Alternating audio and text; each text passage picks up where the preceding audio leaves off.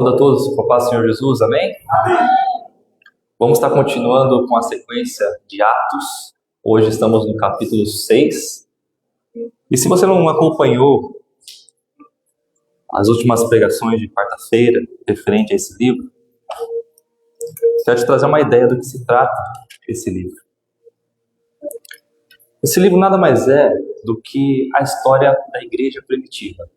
A partir daqui, nós vemos os discípulos sendo os principais líderes que motivam o crescimento da igreja. Isso aconteceu depois que Jesus se elevou até os céus, após a sua ressurreição. Aqui vemos em detalhes como foram os primeiros passos dessa igreja, quais foram as dificuldades que elas enfrentaram e como ela conseguiu, até os dias de hoje, se manter de pé. Fazendo jus à nossa música, estamos de pé. Ao longo desses capítulos, eu acho muito interessante uma citação do pastor Hernandes Dias Lopes, que diz sobre 3 maneiras do diabo tentar derrubar a igreja. Vemos isso no capítulo 4, capítulo 5, e vamos ver hoje também no capítulo 6. Que maneiras são essas que o diabo utilizou? A primeira delas, apresentadas no capítulo 4, fala sobre um ataque de fora para dentro. Aqui vai falar sobre a perseguição. Foi através dessa maneira que o diabo encontrou certas fragilidades para conseguir impedir o crescimento da igreja. Então, discípulos foram presos, foram açoitados e alguns até mortos. E a perseguição era constante naquele tempo. Porém, no capítulo 4 também diz que a igreja não parou de crescer. No capítulo 5, vemos um ataque de dentro para fora. Agora o diabo utiliza um casal para corromper o seu coração e também corromper a igreja. Ananias e Safira. Como disse na última quarta-feira, pelo meu pai, esse casal ele mentiu contra o Espírito Santo e a consequência foi fatal. A justiça de Deus operou diante dessa armadilha do diabo e aquilo cessou. E a igreja não parou de crescer. Ela continuou a evoluir dia após dia, multiplicando em todos os cantos. Então, o primeiro ataque do capítulo 4 não deu certo e a igreja continuou crescendo. O ataque do capítulo 5 também aconteceu, mas a igreja continuou crescendo. E será que será diferente nesse capítulo 6? Eu convido você a abrir agora em Atos 6. Vamos estar lendo os 15 versículos que compõem esse capítulo. E na minha versão diz assim: à medida que o número de discípulos crescia, surgiam murmúrios de descontentamento. Os judeus de fala grega se queixavam dos de fala hebraica, dizendo que suas viúvas estavam sendo negligenciadas na distribuição diária de alimentos. Por isso, os 12 convocaram uma reunião com todos os discípulos e disseram: nós, apóstolos, devemos nos dedicar ao ensino da palavra de Deus e não à distribuição de alimentos. Sendo assim, irmãos, escolham 7 homens respeitados, cheios do Espírito e de sabedoria, e nós os encarregaremos desse serviço. Então, nós nos dedicaremos à oração e ao ensino da palavra. A ideia agradou a todos, e escolheram Estevão, homem cheio de fé e do Espírito Santo. Também Felipe, Prócoro, Nicanor, Timon, Pármenas e Nicolau de Antioquia, que antes havia se convertido ao judaísmo. Esses 7 foram apresentados aos apóstolos, que oraram por eles e lhes impuseram as mãos. Assim, a mensagem de Deus continuou a se espalhar. O número de discípulos se multiplicava em Jerusalém e muitos sacerdotes também se converteram. Estevão, homem cheio de graça e poder, realizava milagres e sinais entre o povo. Um dia, porém, alguns homens da chamada sinagoga dos escravos libertos começaram a discutir com ele. Eram judeus de Cirene, de Alexandria, da Cilícia e da província da Ásia. Nenhum deles era capaz de resistir à sabedoria e ao espírito pelo qual Estevão falava. Então, convenceram alguns homens a mentir a respeito dele, dizendo: ouvimos Estevão blasfemar contra Moisés e até contra Deus. Com isso, agitaram o povo, os líderes religiosos e os mestres da lei. E Estevão foi preso e levado ao conselho dos líderes do povo. As falsas testemunhas declaravam: este homem vive falando contra o santo templo e a lei de Moisés. Nós o ouvimos dizer que esse Jesus de Nazaré destruirá o templo e mudará os costumes que Moisés nos deixou. Nesse momento, todos os membros do conselho olharam para Estevão e viram que seu rosto parecia o rosto de um anjo. Amém? Senhor, meu Deus, meu Pai, neste momento, Senhor, eu peço a Tua misericórdia para olhar para nós. E olhando para nós com o Teu poder, traga-nos a revelação do Espírito Santo, para que possamos interpretar o que a Tua palavra quer dizer. Ó Senhor, esclareça em nossas vidas, Senhor, esse ensino, que através da minha vida eu possa expressar esse grande ensinamento aqui nesse seu livro. Eu te peço em nome do Senhor Jesus. Amém. Amém. Meus irmãos, o título de hoje, quero focar mais a atenção, é um título bem simples, é como se fosse um conselho que eu estou te dando pessoalmente. E qual é o tema e qual é esse conselho? Você serve para ser servo. Então, é como se você estivesse olhando para o seu irmão que está do lado. Você pode estar ilustrando dessa forma agora, olhando assim, ó, você serve para ser servo. Você serve para ser servo. E aqui, o texto começa com um problema. Porque à medida que a igreja cresce, infelizmente os problemas também crescem. Acaba aparecendo muitas coisas ao longo do caminho que são coisas colocadas pelo diabo para impedir o crescimento da igreja. E como a gente viu que tem ataque de fora, tem ataque de dentro, e até das pessoas que são convertidas no Senhor, existem problemas entre elas. Aqui o diabo utiliza uma armadilha que muita gente não dá a mínima, que é o perigo da distração.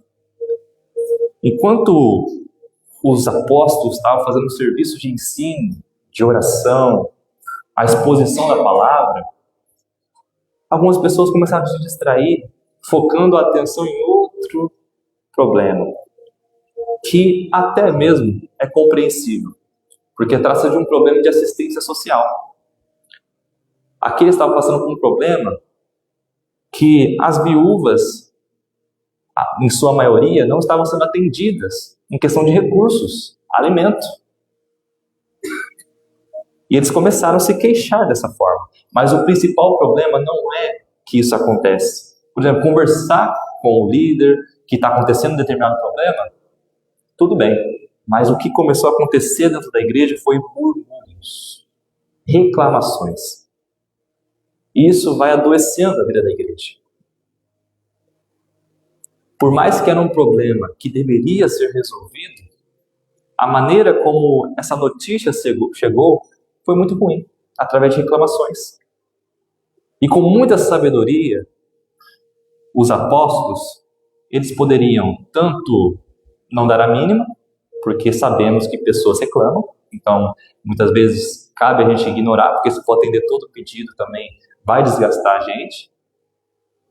Eles poderiam agir com outra solução, por exemplo, a gente está crescendo em números, então vamos dedicar mais, vamos trabalhar mais. Então antes eu acordava às 6 da manhã, eu vou acordar às 5 agora, porque eu tenho que atender essa demanda, eu tenho que trabalhar mais. Não, ele não foi nem para essa linha, nem para outra. Com muita sabedoria, eles pensou, vamos abrir os ministérios, vamos chamar mais gente para trabalhar, vamos chamar os servos para nos ajudar. Aí que entra nosso tema de hoje. Você serve para ser servo. Aqui, no versículo 3, diz assim: sendo assim, irmãos, escolham 7 homens respeitados, cheios do Espírito e de sabedoria, e nós os encarregaremos desse serviço. Porque aqui, o que acontece? Os apóstolos, eles tinham a missão de espalhar a palavra de Deus, conforme Jesus tinha dado essa missão a eles. Ide, fazei discípulos. Isso também cabe a nós hoje.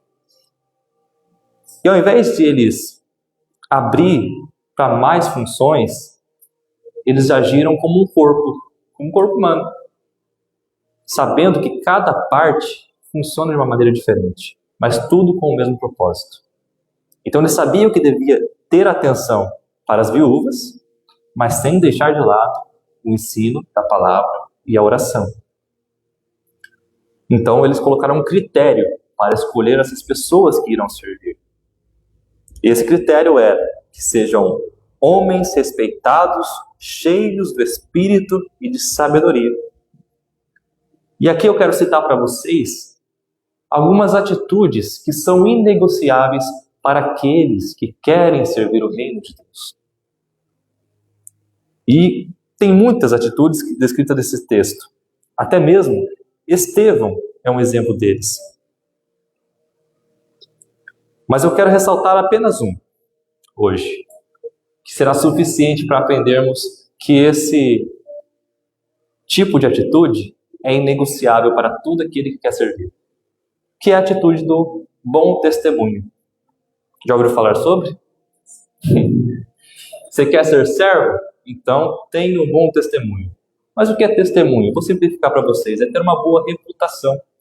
Ser bem visto dentro e fora da igreja. Certo? Na Bíblia, a gente encontra inúmeros personagens. Encontramos homens de Deus, mulheres de Deus, e algum desses personagens nós vemos as atitudes boas que eles fazem e também os pecados que fizeram eles cair ao longo do caminho, como por exemplo Davi. Mas também existem certos personagens que, por mais que sejam pecadores, a Bíblia não expressa esses pecados que eles cometeram. Por exemplo, Abel, Daniel, profeta Samuel, José do Egito. Todos eles são homens, carne, logo são pecadores, mas a Bíblia não revela quais são esses. São exemplos de homens de boa reputação. O que significa isso? Significa que não tem nada para contar.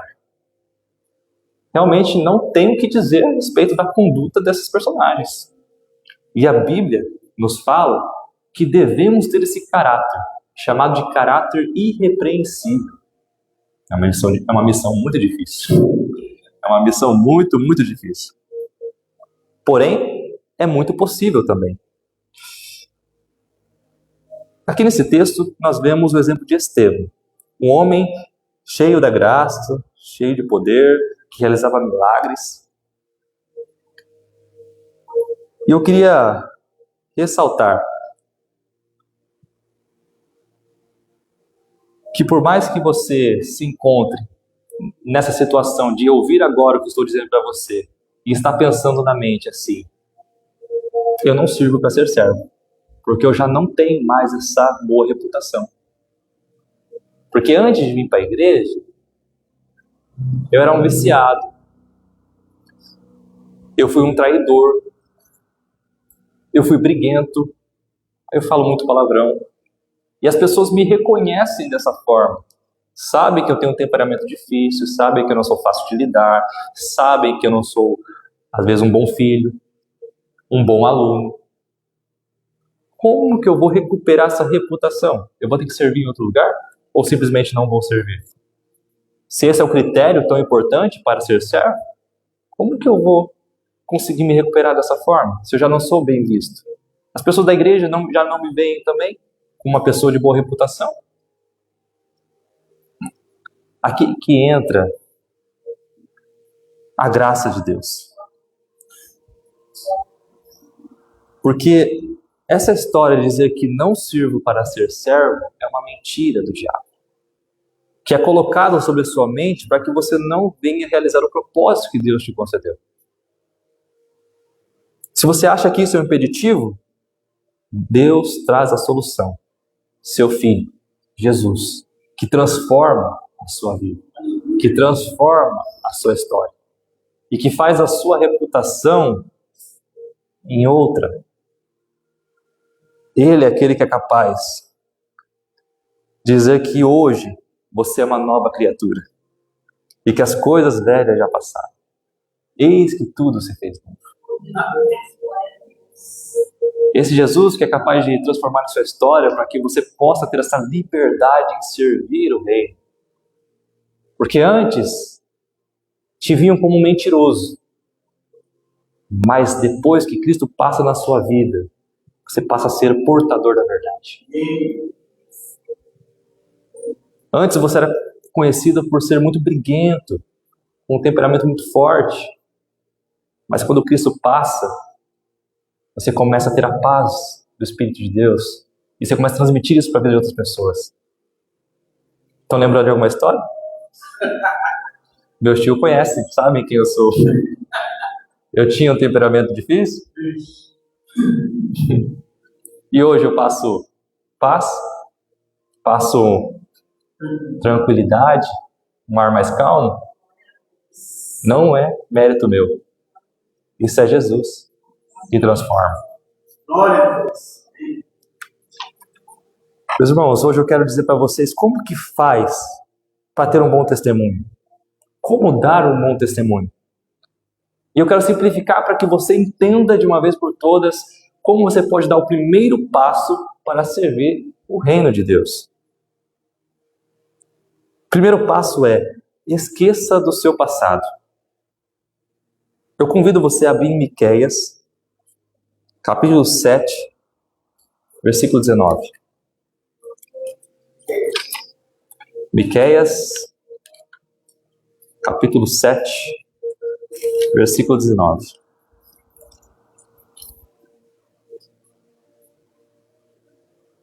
Deixa aberto aí, que logo mais a gente vai estar lendo. Porque antes eu quero contar uma história que aconteceu na minha vida, que vai dar introdução aos dois pontos que quero dar a respeito do bom testemunho, para que você entenda na prática como que foi essa situação na minha vida. Você vai parecer boba essa história, porque foi algo muito simples, por assim dizer, mas vai ilustrar também com um olhar mais atento de que nesses pequenos detalhes Deus concede para nós um pensamento diferente. Primeiro eu quero perguntar aí, alguém já foi mal na escola? Alguém já colou na prova? Já brigou com o professor? Eu quero contar uma situação dentro da sala de aula. A minha situação foi um pouco diferente ainda. Porque lá pelo 8º, 9º ano, estava uma febre de jogar no celular com os amigos. Né? Até o dia de hoje tem, mas naquela época era muito forte um joguinho de tiro, né? Que entrava assim para poder jogar junto com os amigos. E todos meus amigos jogavam, só que é o problema, eu não tinha celular. Então o que eu fazia? Eu emprestava o celular de uma amiga minha, baixava o jogo no celular dela para poder jogar com meus amigos, na hora do recreio. Mas certa vez durou mais do que o recreio. Né? Entrei na partida, os amigos também, entramos na sala de aula e continuamos jogando escondido aqui, porque não podia. Né? Então, um escondia atrás do estojo, ficava olhando para o professor assim jogando, um embaixo da carteira, um olhava de meio de lado assim, cada um escondendo do seu jeito, e eu atrás do estojinho lá, só assim, tira um pouco da mão, pega o lápis, ver se está escrevendo uma coisa, olha o corrompimento do coração, ó. Olha só, enganando a professora, ó. Você pensa que é besta, mas ó, o cristão de verdade não faria isso. Isso não é bom testemunho, não. Tá, beleza. Tô aqui jogando, mas me distraí. Tava quase morrendo no jogo ali. Comecei a me empolgar. A professora me vendo. Aí a professora... tá, beleza. Aqui eu percebi que a voz dela começou a baixar o tom. Aí do nada veio uma sombra aqui do lado aqui. Olhei. A professora não disse nem nada, mas aquilo me gelou o coração. Deu um frio na barriga. Que depois que eu percebi que tinha um monte de gente falando, pss, pss, pss, meio que dando uns toques na gente. Eu assim, baixa o celular aí, a professora tá te vendo. Não deu outro. Ela tomou o celular que não era meu. Era da minha amiga. Era emprestado. Mas como que eu fiquei naquela situação? Ainda mais, olha o detalhe, sendo filho de pastor. Imagina para chamar os pais para poder retirar o celular lá na secretaria. Por conta de um joguinho, por causa de querer enganar o professor, engabelar o sistema, ir contra as regras. Isso não é dar bom testemunho. Até nas coisas mais simples, você se corrompe. Então, aquilo me trouxe uma culpa tão grande, mas tão grande, que eu fiquei desanimado todo aquele dia. A situação se resolveu, claro, né, depois de muita conversa, mas eu não consegui levar aquilo adiante sem tomar uma atitude. Porque eu me desculpei, né, com minha amiga, me desculpei com a professora. O mais difícil foi desculpar com a diretora.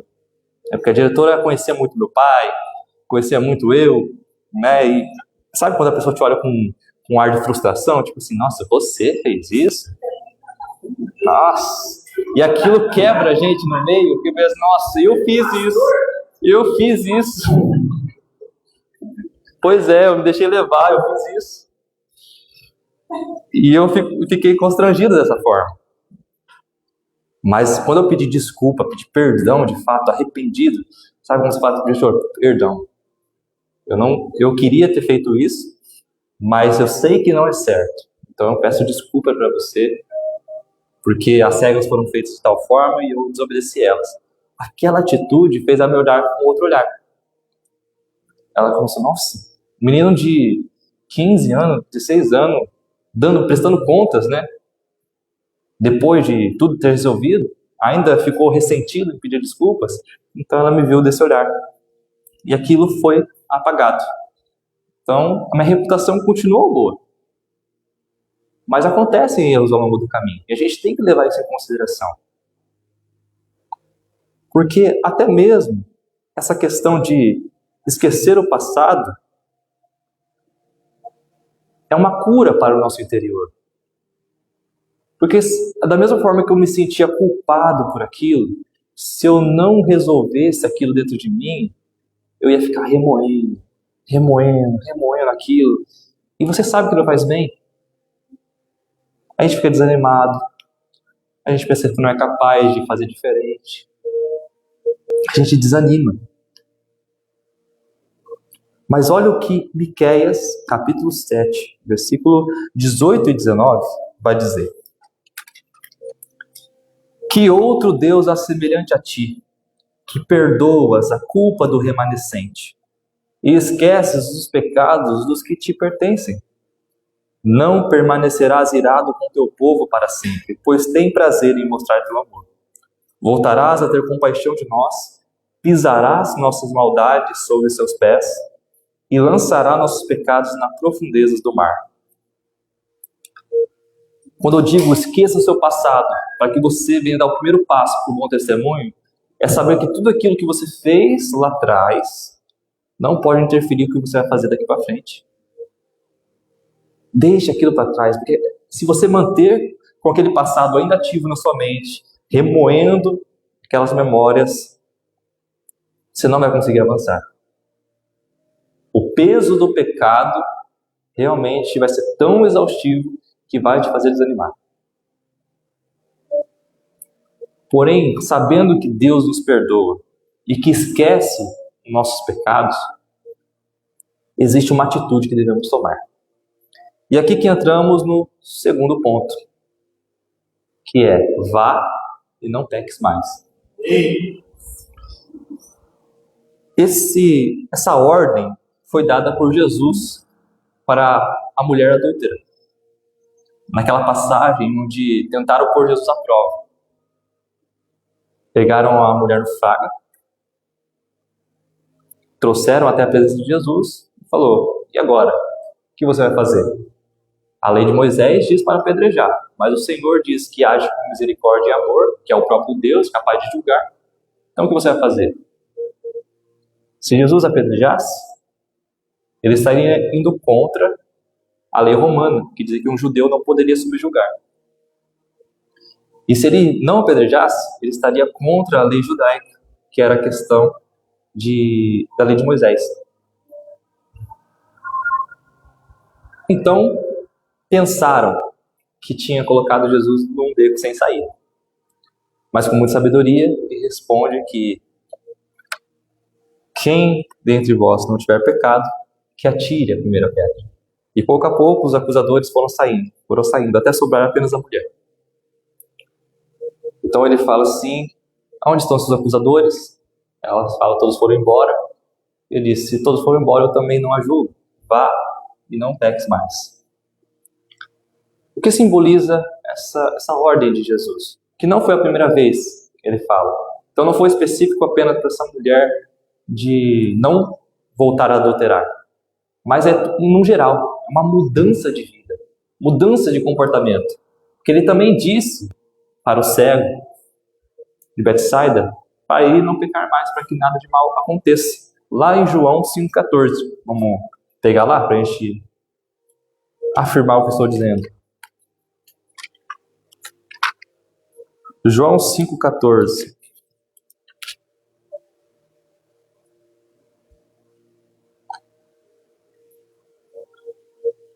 Mais tarde, Jesus o encontrou no templo e lhe disse: agora você está curado. Deixe de pecar para que nada pior lhe aconteça. Depois de você esquecer o seu passado, que aquela culpa vai embora, que você é curado, vá e não peques mais. Isso simboliza algo muito além do que realmente é a palavra, porque parece meio impossível se levarmos ao pé da letra. Seguir em frente sem pecar? Como que isso é possível? Uma ordem dessa? Sendo que a gente é pecador e a Bíblia diz que nós somos pecadores. Se você diz que não tem pecado, está mentindo. A verdade não está em você. Mas ele fala: vai e não peques mais. Aqui também trata de uma transformação. A pessoa que está ali no processo do bom testemunho, ela deve reconhecer que ela é pecadora, desde o nascimento até a morte. Mas o que muda ao longo desse trajeto é um comportamento, onde você deixa de ser escravo do pecado, onde você é um pecador habitual, que significa que todos os dias você comete pecado por hábito, sem nenhum consentimento, para um pecador inconformado.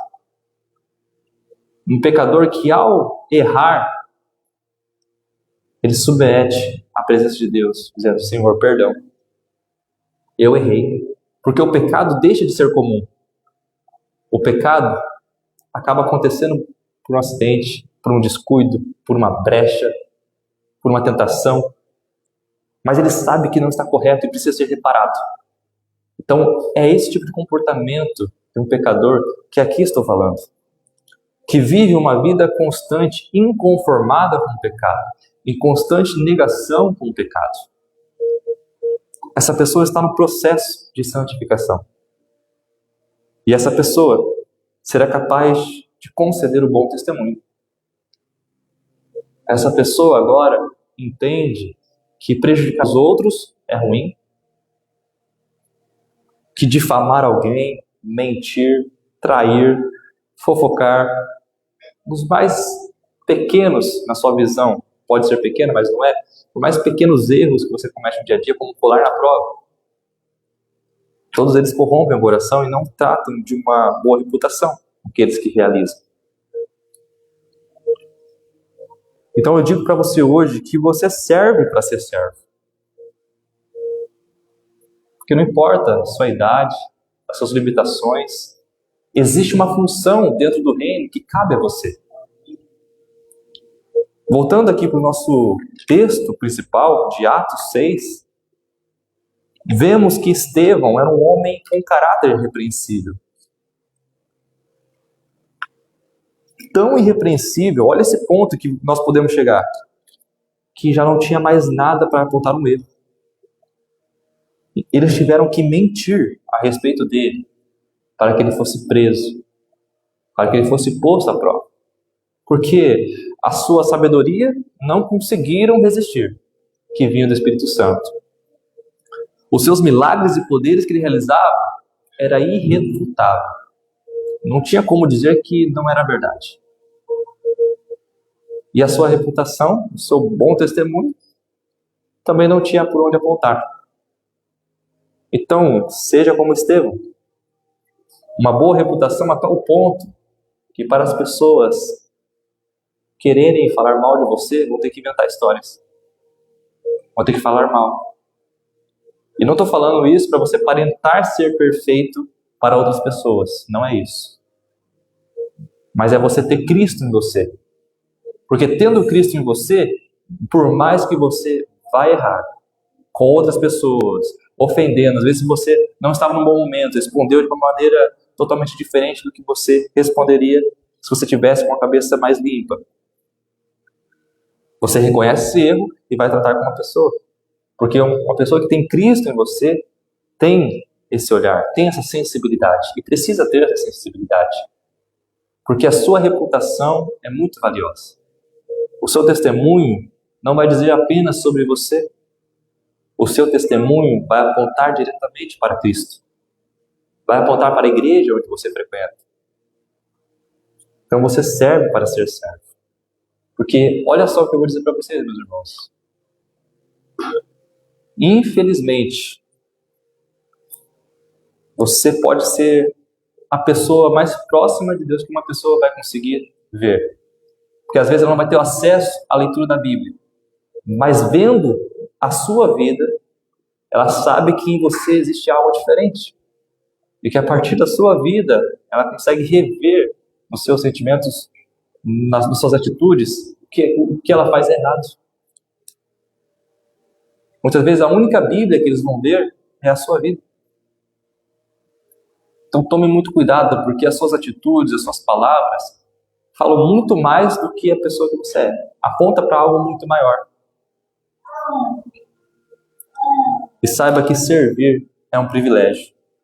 Porque antes estávamos condenados ao inferno.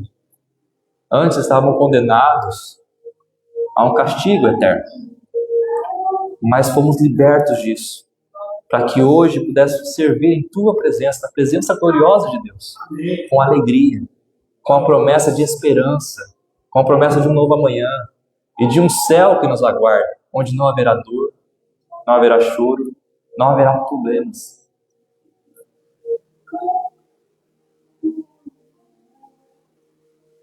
Se você não vive para servir, você não serve para viver. Então saiba que você serve para ser servo. Não caia na mentira do diabo. Você foi salvo, você foi perdoado, você foi redimido e transformado em nova criatura.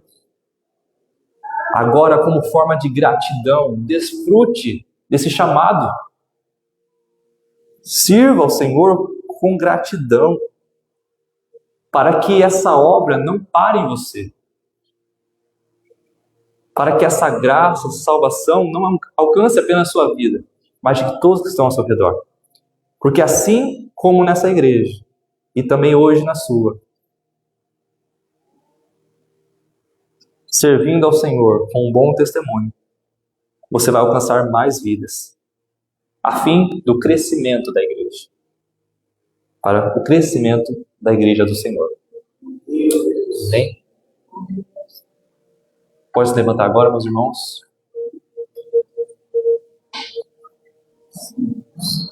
Senhor, meu Pai, neste momento, Senhor, eu quero que o Senhor esteja no meio de nós, dizendo ao nosso coração qual que é a nossa função.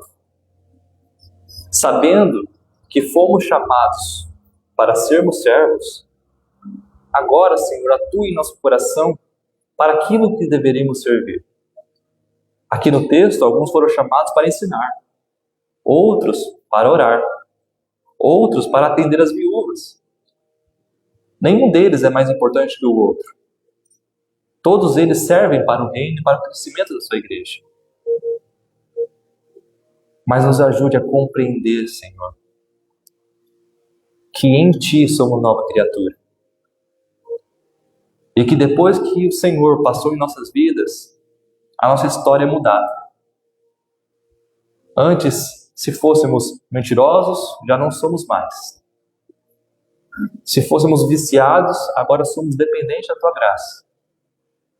Se antes traímos, hoje somos dignos de confiança, porque o Senhor nos dá esse privilégio.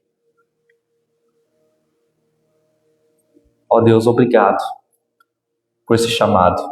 Obrigado, Senhor, por esse privilégio. Agradeço por transformar em nossas vidas. Agradeço por transformar nas nossas histórias.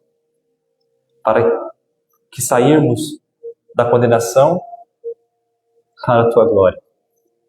Obrigado, Senhor. Que essa palavra penetre nos corações. Aleluia. E que transforme os seus hábitos a partir disso. Amém. Que isso gere, Senhor, uma mudança de comportamento. Uma mudança de mentalidade. Sim, ó Deus. Para que essas pessoas que estão ouvindo nesse momento, mesmo sendo servos, se atentem ainda mais para a boa reputação.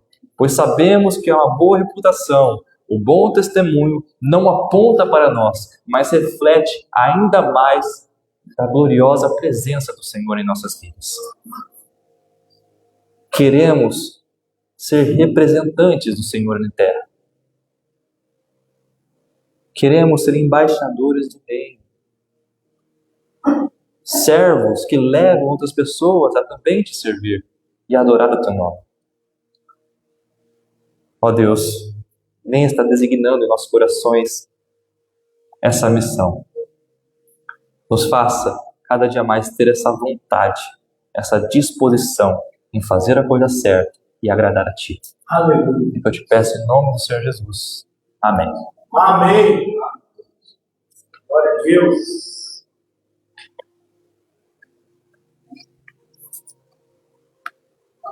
Glória a Deus. Irmãos, pode se sentar sobre os avisos.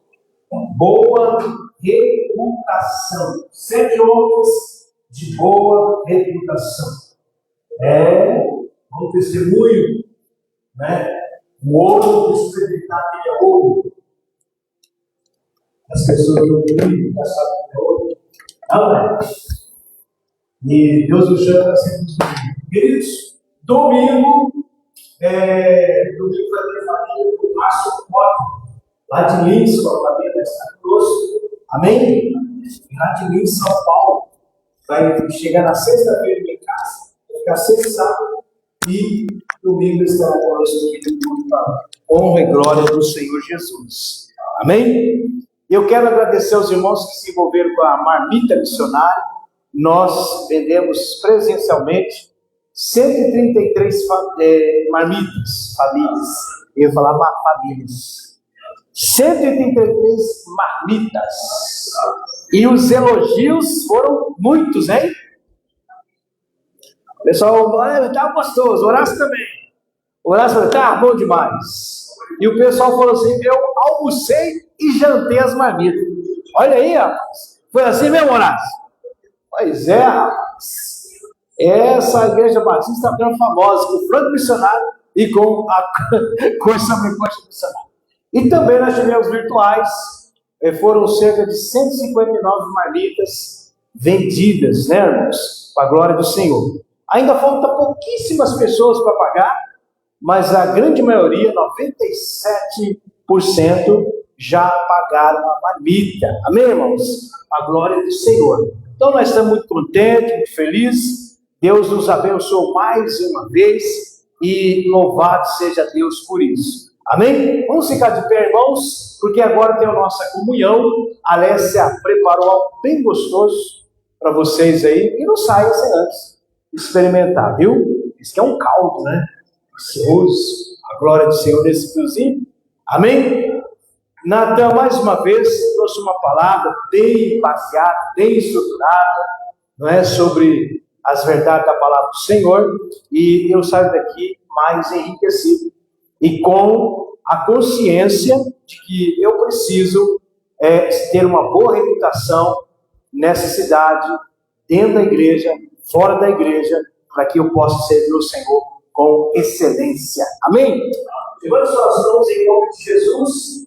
Querido Deus e eterno Pai, mais uma vez nós te agradecemos por tudo que aconteceu aqui nesta noite, Pai. Pelos louvores, que está ficando cada vez mais lindos, bonitos. Obrigado, Senhor, pela dedicação da equipe do louvor. Obrigado, Senhor meu Deus, pela oração. Obrigado pelo testemunho da Zenaide, que recebeu a bênção do Senhor. Obrigado, Deus, pela palavra ministrada em Atos dos Apóstolos, capítulo 6, que nos exortou e nos tocou para sermos os fiéis, ó Deus, luz para esse mundo, sal da terra, como o Senhor mesmo nos disse. Obrigado pela vida do Natan, esse jovem que tem crescido na palavra, e eu tenho certeza que o Senhor ainda vai usar poderosamente a vida dele, Senhor. Abençoa ele, abençoa a família do pastor Hugo, abençoa as famílias que estão aqui, abençoa o nosso diácono Herculano, abençoa, meu Deus, aqueles que estão nos acompanhando pela live, aqueles que não puderam estar conosco também, devido a enfermidades. Ó Deus, que o Senhor venha abençoar cada vida em nome de Jesus. Levante suas mãos, que a graça do Senhor Jesus Cristo, o amor de Deus Pai e as consolações do Espírito Santo seja com a sua vida hoje e agora, para todos sempre. A igreja diz amém. A igreja diz amém. Se Deus é por nós, e agir do Senhor, e a alegria do Senhor é, se Deus é por nós, quem será por nós? E nós vamos recuar ou nós vamos avançar? Nós vamos recuar ou avançar? Avançar, dê uma salva de palmas ao Senhor Jesus. Agora a nossa comunhão, se você deseja uma oração, pode vir aqui à frente.